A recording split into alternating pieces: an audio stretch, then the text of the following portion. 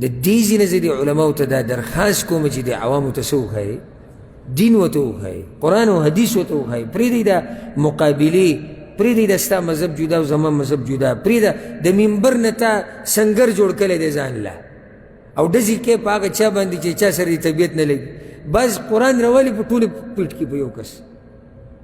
پاکستان کې یو مولانا دی، ښه مشهور مولانا دی، هغه د رمضان او د شعبان دوه میاشتې دوره چې پوره دوره مکمل قرآن په یو مولوي صاحب پټ کړو. هغه مولوي صاحب سره یو څو ورځې مخکې ورانه شوي وه، خو چې کوم آیت به وي ومن الناس من یقول آمنا بالله، او بعض خلکو کې هغه دي چې موږ په الله ایمان راوړی خو نور یې راوړی نه دی، وایي لکه هغه.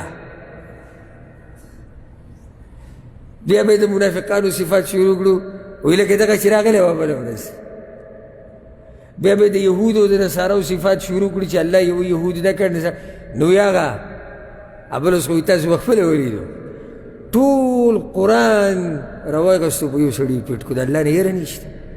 نو د دې منبر نه، د دې قرآن نه، د دې نه داسې اسلحه مه جوړوه چې ته پرې هغه څوک ولي چې ستا سره طبیعت نه لګي. قرآن او حدیث دې دپاره دي چې عوام پرې پوه وکړي.